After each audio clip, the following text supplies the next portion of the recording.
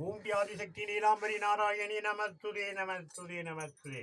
இந்த லோகத்திலேயே இந்த சப்த கன்னின்னு 7 கன்னி வந்திருக்காங்க. எவ்வளோ பேர் சொல்கிறாங்க யூடியூப் சேனலில் இப்படி பண்ணாங்க, அப்படி வந்தாங்க, இப்படி போகிறாங்க. நான் அதை பற்றி சொல்கிறது தெய்வத்துடைய சிறப்பு எப்படி ஒன்றாலும் சொல்லலாம், அது பெருமை தான். ஆனால் இப்படின்னா ஆதிசக்தி சொல்கிறது, அவள் அருள் பிரகாசத்தை சொல்கிறது. நம்ம இதை பாருங்கள். இவன் யாருன்னு கேட்டிங்கன்னா அந்தகாசூரன். இவன் யாருன்னா அந்தகாசூரன்.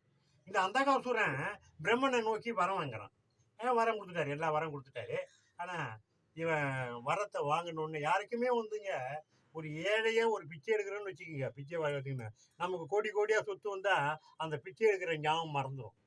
பெரிய உலகத்திலே நம்ம தான் உயர்ந்தது மாதிரி இந்த மனசரம் கொண்டு வரும். அது எல்லாருக்கும் அது இயற்கை, செயற்கை கிடையாது, இயற்கையாக அது உருவாயிடும். அது மாதிரி இவன் தவபலத்தில் பிரம்மங்கிட்ட எல்லாம் வர வாங்கணுன்னு முதல்ல வந்து முனிவர் ரிஷிகளெல்லாம் போட்டு தலையாட்டுறது, விரட்டுறது, எட்டு வதிக்குது.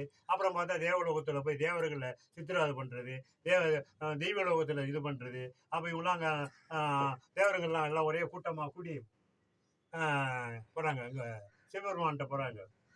என்ன பண்ணாங்க? அந்த கசூரனே, அந்த கசூரனே, அகம்பாவக்காரனே, அந்த கசூரனே, அகம்பாவக்காரனே, தேவர்களை துன்புறுத்துவானே, தேவர்களை துன்புறுத்துவானே, வானவர் கோடியே, தேவர்கள் கோடியே, சிவனை தேடியே, சிவனை பாடியே, சிவலோகம் போனாரே,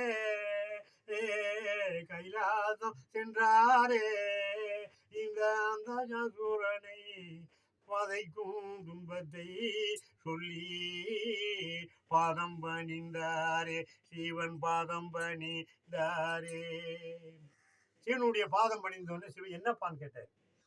ஐயா, அந்தகாசுரம் பாருங்க, வானலோகத்தில் வந்து எங்களை தூக்கி பந்தாடுறான், கீழே முனிவர் ரிஷிகளெல்லாம் அட்டுழியம் பண்ணுறான், இப்படி பண்ணிட்டு இருக்கான். சுவாமி, எங்களை நீங்கள் தான் காப்பாற்றணும். அப்படியா? சரி, என்ன இது யார் வரம் கொடுத்தது? கொடுத்தா பிரம்மன் கொடுத்தாரு. பிரம்மனை போய் சிவபெருமான் கேட்குறாரு, என்னப்பா இந்த மாதிரி வரம் கொடுத்துருக்க, அவனை இந்த மாதிரி அட்டூழியம் பண்ணுறான்னு, நீ மட்டும் வரம் கொடுக்கலையா? நீ பத்மாசுரனுக்கு வரம் கொடுத்தில்ல, எவன் தலையில கை வச்சா எரிஞ்சிடுன்னு. எனக்கு 4 தலை இருக்குது இல்லை, அப்போ ஏன் 4 தலையும் எரியில்ல? போ, என்ன பண்ணுறியோ பண்ணிட்டு போ அப்படின்னு பிரம்மன் சொல்லிட்டு மறைஞ்சிடறான். சரி, என்ன பண்ணுறது? உனக்கு சக்தியிலேயே அழிச்சிடு அவனை.